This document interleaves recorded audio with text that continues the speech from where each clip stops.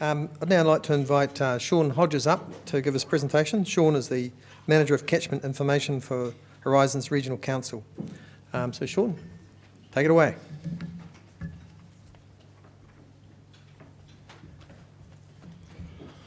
Well, first, thank you very much for the invitation to speak here today. Thank you, Neil. Neil and I had a conversation this morning about what he expected out of this morning's presentation from me. As it turned out, the three things he wanted were the three things I took out of my presentation yesterday. So we'll have to see how we go. I guess, as a confession first up, I've been one of the people alongside Caroline Rowe, now working for Otago Regional Council, and a number of others working on LAWA. One of the things I will not be talking about today, deliberately, will be LAWA, because that's Caroline's bag, but during her presentation later on this afternoon, no doubt there'll be some questions that will come my way rather than hers.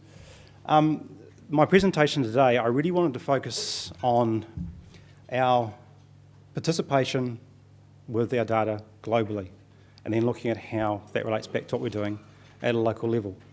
Regional councils, we've been around now for 25 years. We've got antecedent organisations that have collected data for a lot longer. We have data sets that, certainly in the hydrological space, can be anywhere up to 100 years, if not longer, in length. As organisations, as areas of discipline, we've learnt some lessons around maintaining that data, maintaining a history, and understanding the quality of that data and their suitability for use. In that particular domain, and there are people in this room who have a lot more knowledge in that domain than me, and if I embarrass myself in that area, I expect them to quickly shoot a hand up, not looking at anybody, Mike. And so the focus of this talk is really around the environmental observation data, so hydrological data collection, water quality data collection, that type of thing. And then what we're doing as a country in terms of our global participation in that area. So I want to talk about a couple of projects that we've been involved with, and sort of what that's led to. And then talk a wee bit about, obviously, what we do as councils and what that means. But then at the end, if I can figure this out.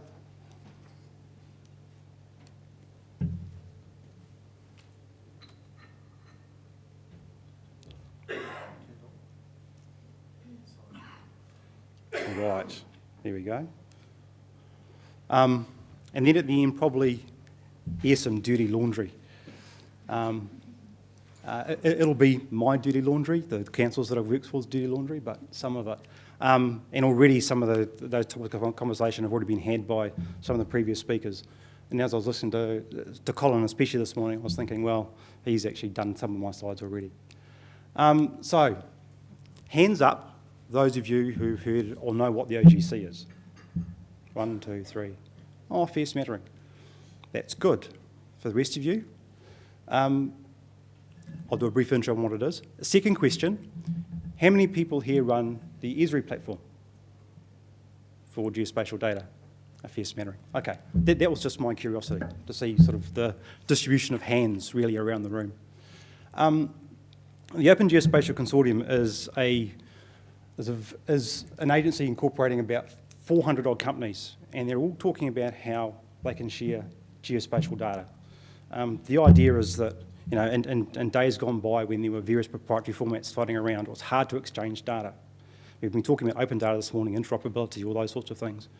The OGC came along to try and solve some of the problems about sharing geospatial data specifically.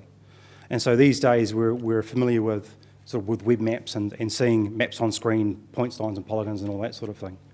In terms of exchanging that information, this is where the OGC sort of comes in.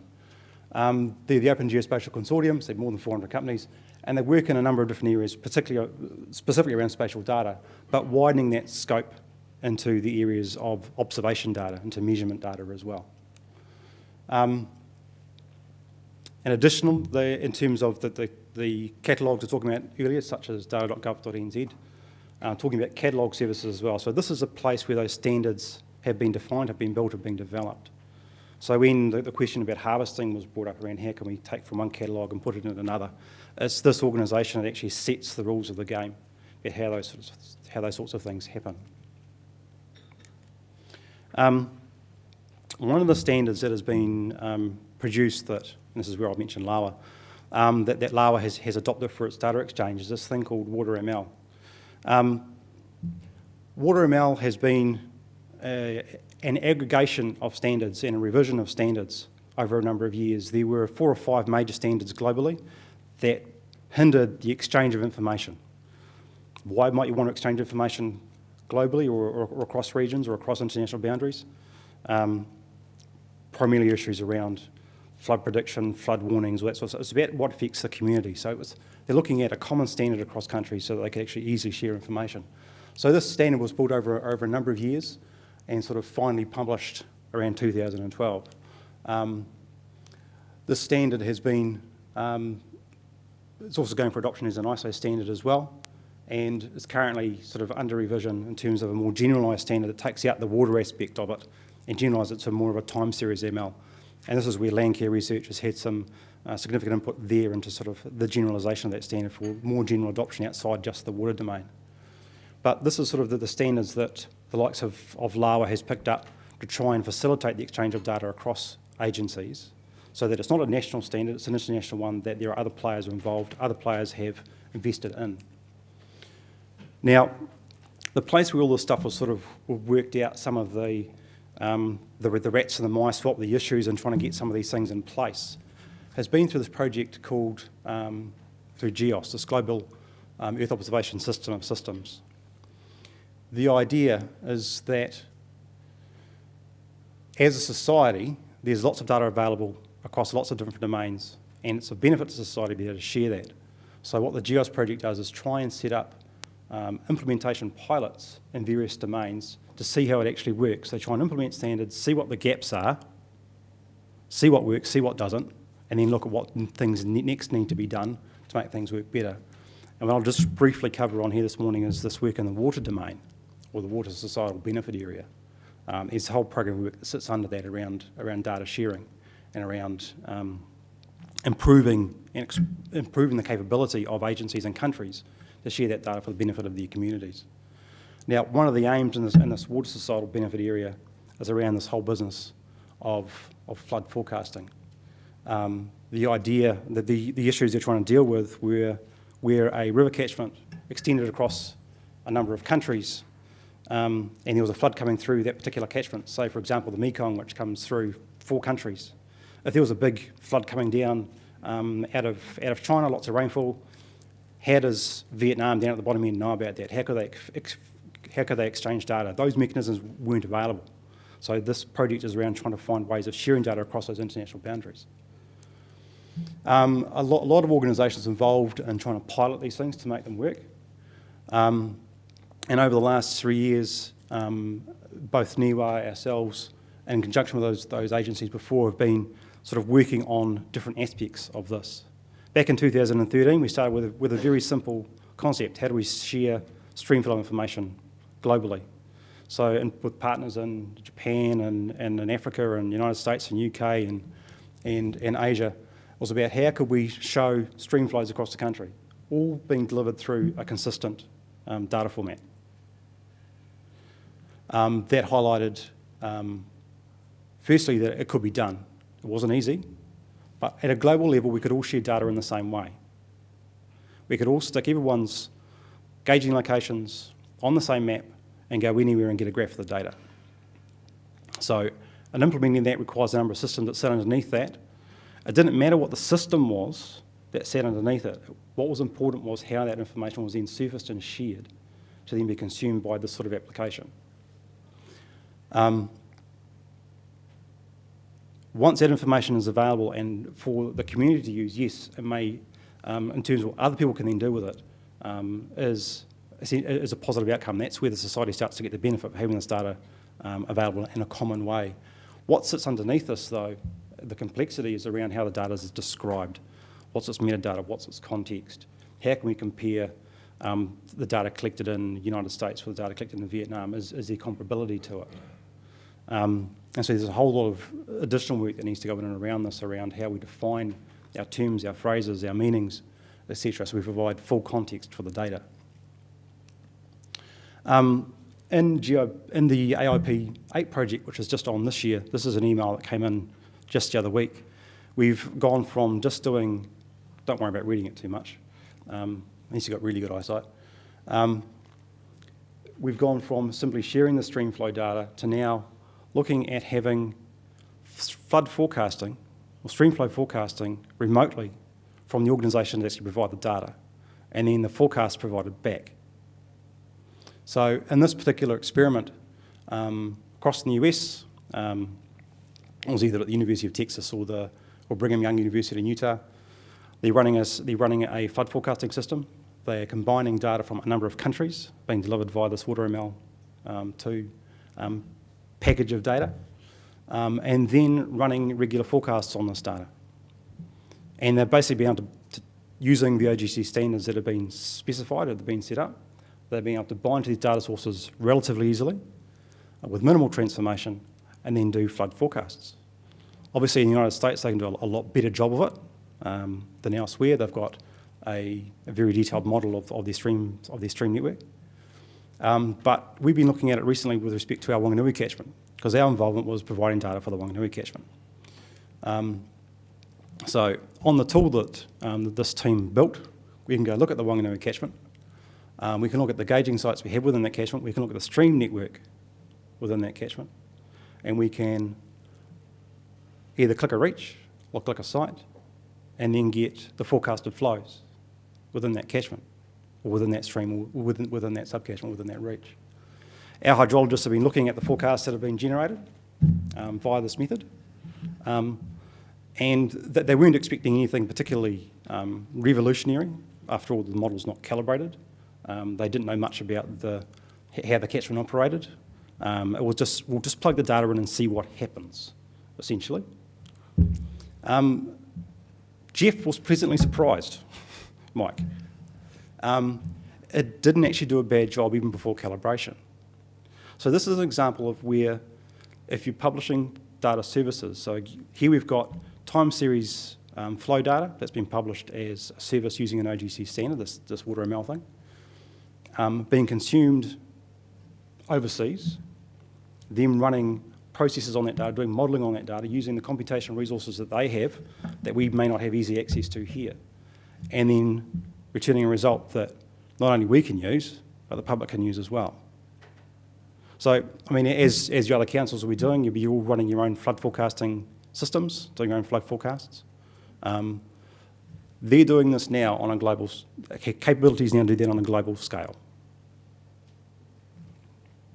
So, that's sort of where the global community's at around this sort of area. It's about how you take your data services, how you use the computational power of big organisations, big public organisations, and then return value back to your community.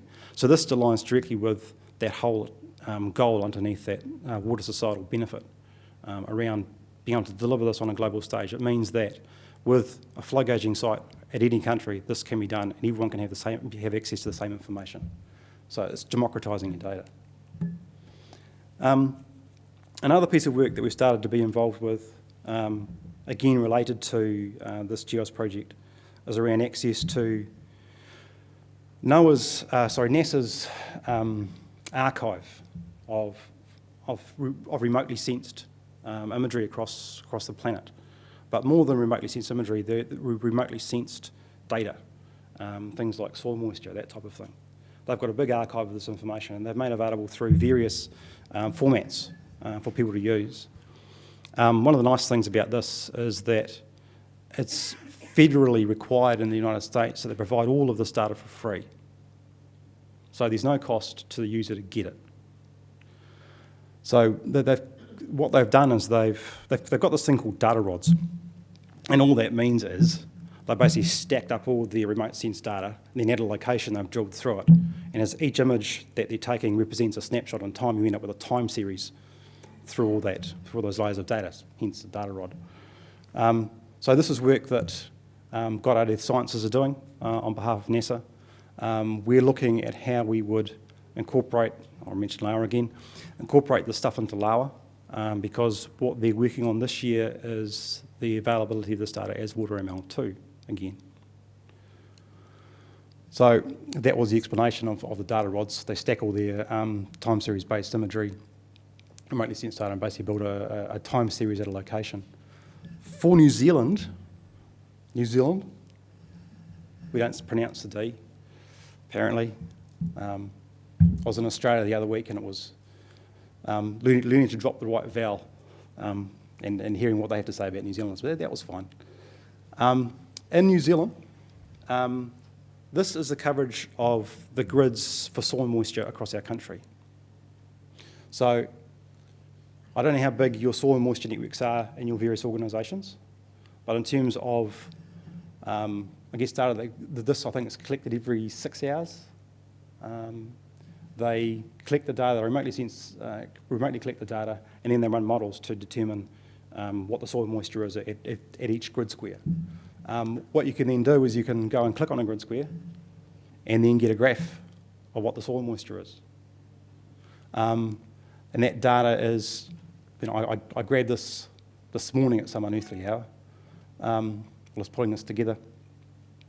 And that's that data they're looking at providing as a time series, as WaterML2, which means if you know what the name of the site is, you know how to call the data, you can pull it into your own system to use. So there's like this readily made monitoring network based on free federal data from the US. Now, I don't know if you get excited about that, but I'm pretty sure there's some farmers out there who'd be pretty pleased with being able to get access to that sort of information. I mean, we had a conversation recently with some of that sector around technical capacity and capability, and I was fairly one-eyed about how much technical capability and capacity there might be in that particular sector, but I was awakened to what it actually really was, and they're very keen to be able to get this sort of information, but more into a form where they can make decisions from it. But if they can get this data, if it's freely available, the next step is how we then relate that to what we're doing as our businesses in terms of our own regulatory frameworks, in terms of our policy frameworks, and how we get it to them so that they can, if they ask a specific question, they get a specific answer. We don't want to wrap this stuff up in complexity. It's got to be simple.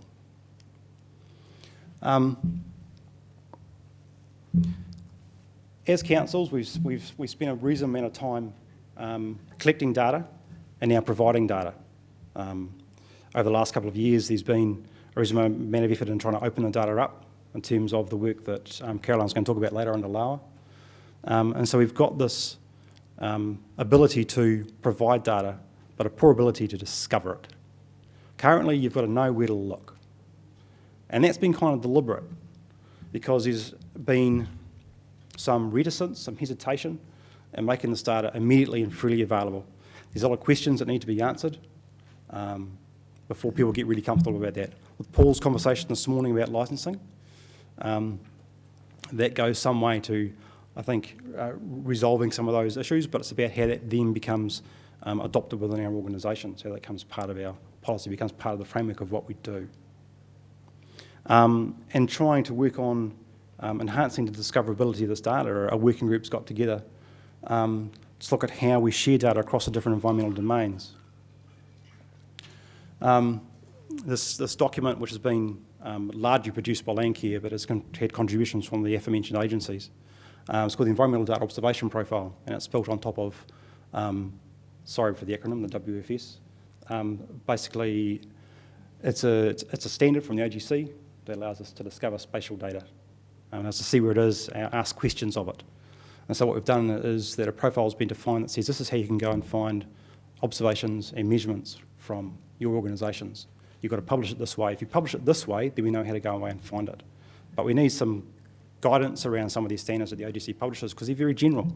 They allow you to do things in any way, manner or form that you wish. There's no real constraint. They're just there to facilitate the exchange of the data, not the meaning of the data. And that's, I guess, a critical point. With the WFS feed, which is just allowing you to share your points, lines and polygons, you can share that any way you like. The only thing that's stipulated in the standard is how you specify that point, line and polygon, not the attributes or the information that goes with it.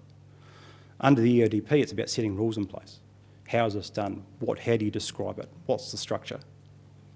And that's moving into becoming a NEM standard. So this is how we're going to look at how we make the data discoverable across our agencies. As part of that, we'll also be looking at how we describe things, the vocabularies that sit behind them. What do we call flow? What do we call stage? What do we call gauge height? What do we call total phosphorus? How do we describe these things?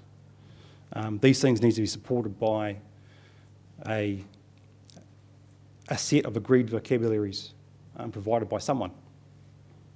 Don't know who, but someone. And we need a way of being able to get to those things that's reliable and persistent over time. Who here has had a bookmark you've tried to go back to in your web browser and it's broken? Lots of people? That's one of the weaknesses at the moment of the web. Things keep breaking. It's pretty good, but every now and then you want something, you go back to it, you're toast.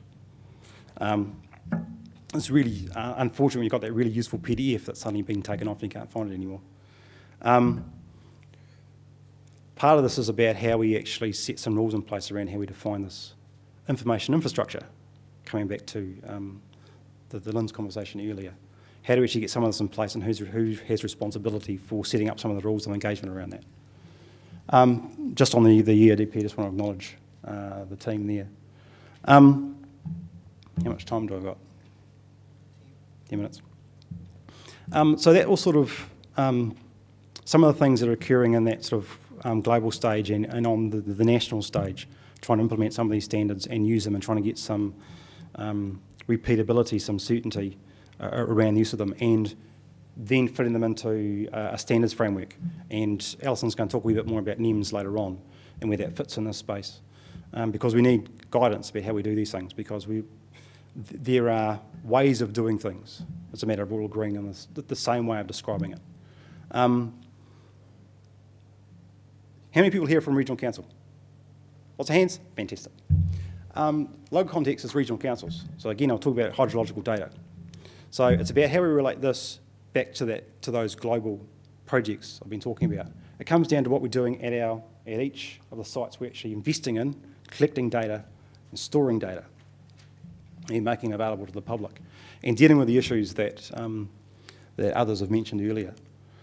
When we're talking to our public, when we're talking to our councillors, when we're trying to educate them on what this stuff is, we have to go through a very simple process of how do we actually get the data and how do we turn that data into, or get it to a point where we can make decisions with it.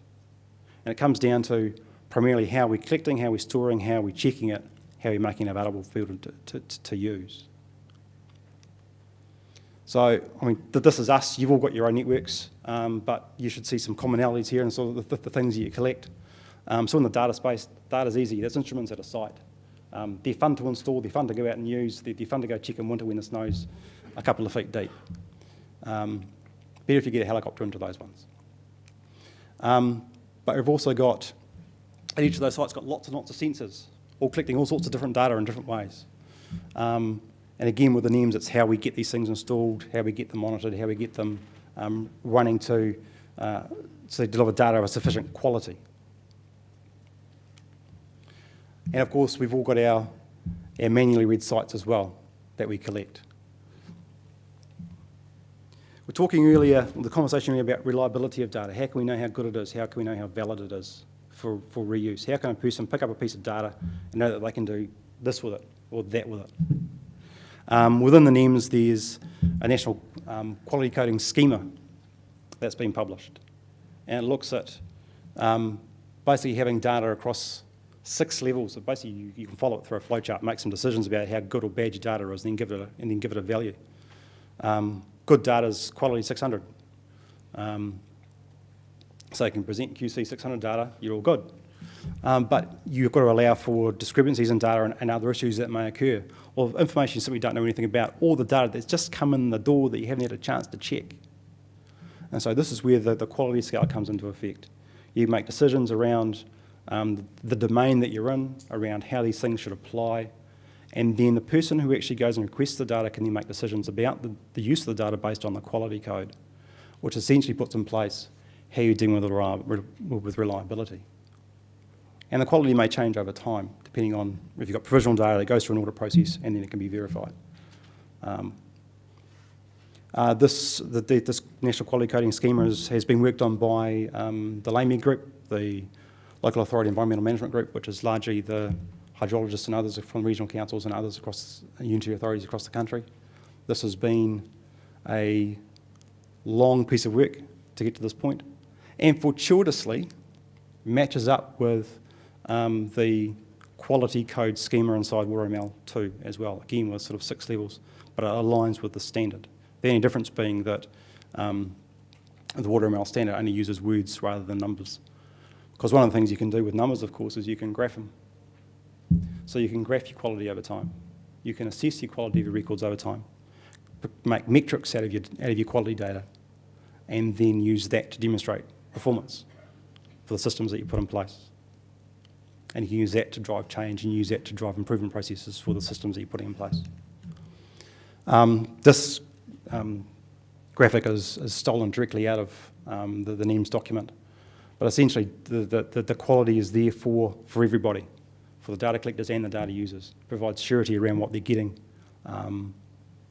and provides requirements essentially for the systems you need to run that are storing this data.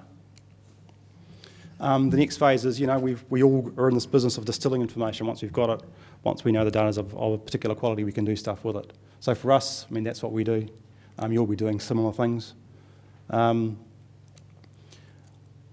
all have our rivers and rainfall graphs that we do. This is an example of how we communicate with our water users themselves in terms of linking our water measurements with regulatory limits. And so individual users can log in, have a look at what their limits are and see whether they're nearing them. And this is sort of the public face of a much larger internal system that links to what our compliance folk do, what our hydrologists do. It sends notifications, it provides warnings. It isn't about pinging, it isn't about hitting the user with a stick. It's about giving them fair warning. It's about giving them information so they can run their business, so they can make decisions about their irrigation patterns that they've got, what they need to do, etc., and giving them time. But also we can look at where our catchments are allocated, over-allocated, or where there might be stuff available. So on the public side of this, there's the ability to see where water is available for use, where there might be some room for economic growth in particular areas. And finally, it's about, once you've got all that data, then making decisions with it. And again, this is what we spend each and all of our days doing.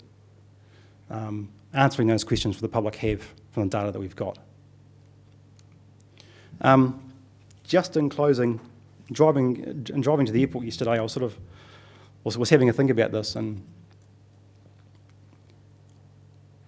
thinking of what the purpose of this particular workshop was, particular conference was.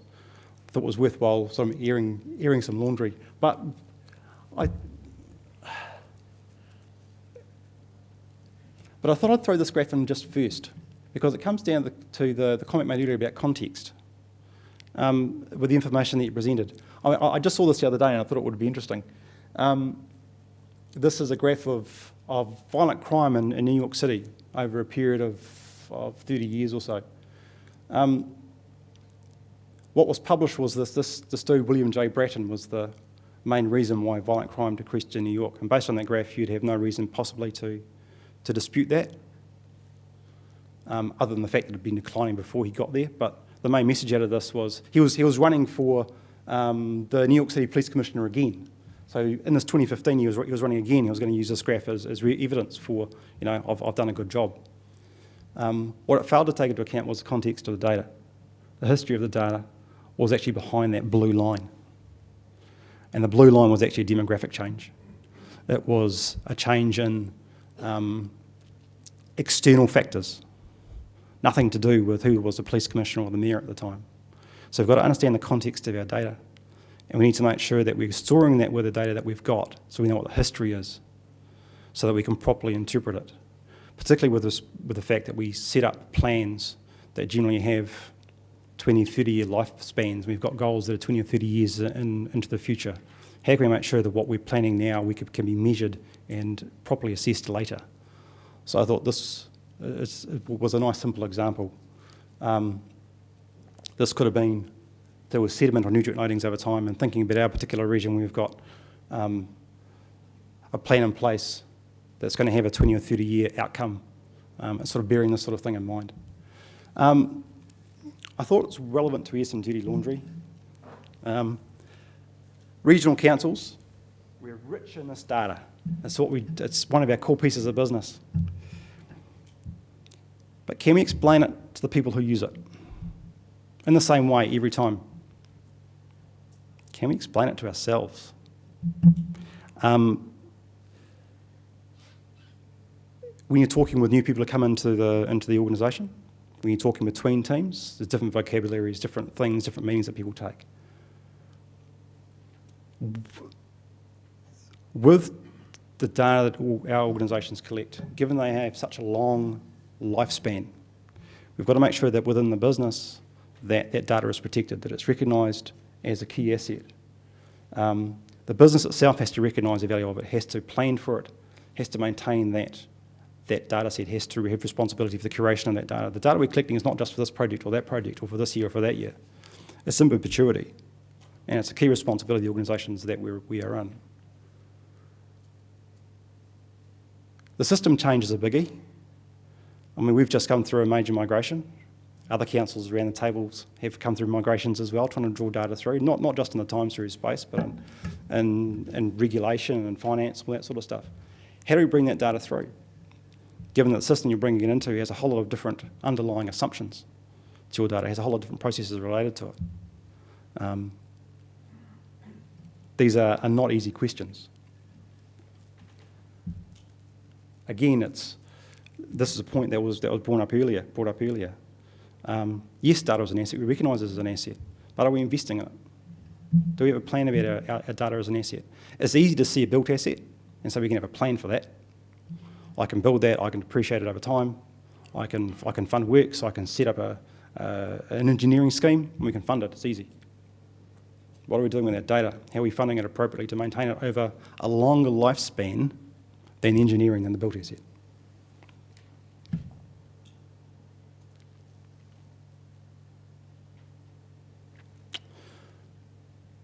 Now, we all know these problems. As regional councils, we're all working with them, trying to come up with ways to solve them.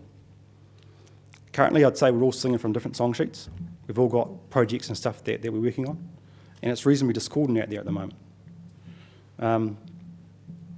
There have been some suggestions this morning around governance, how we might be able to improve that, and I'd be interested to see sort of where that goes. But it recognises that there are already interested people trying to solve the problem, trying to get data that's easy to be shared for reuse by their communities in particular.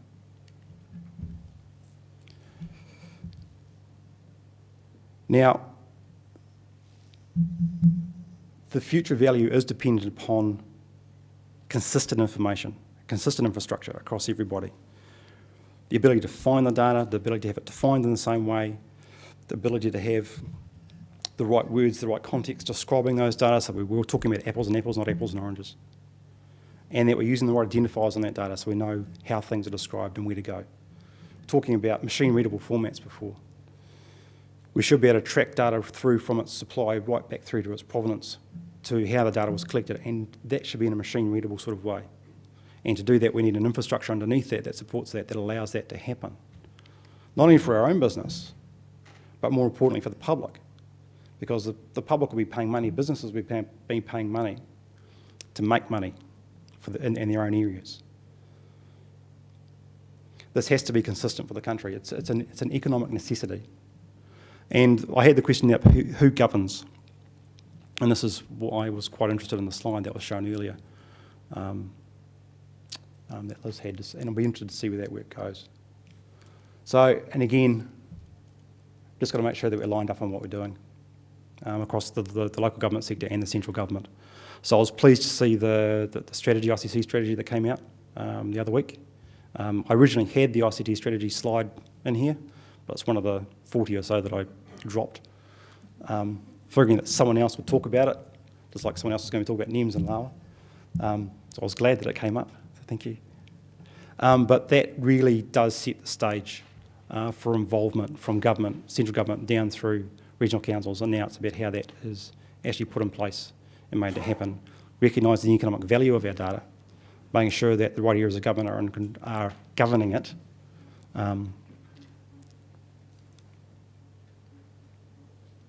That's me. Any questions?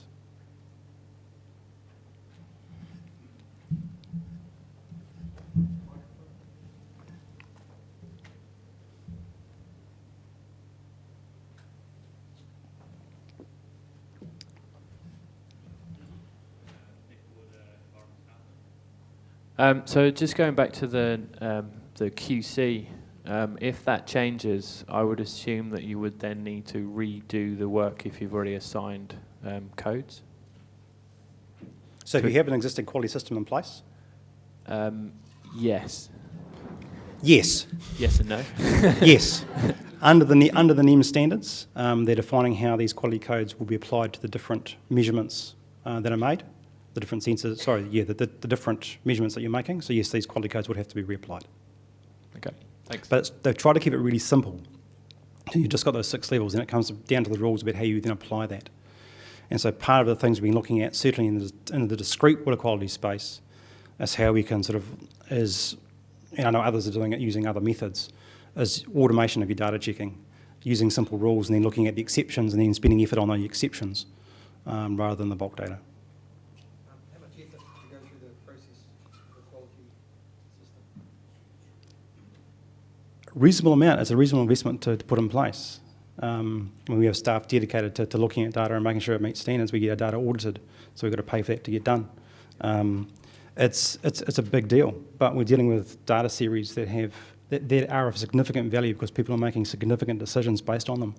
And they result in big, hydro developments, all this sort of stuff. It has to be right, has to be checked, has to be trusted to be used.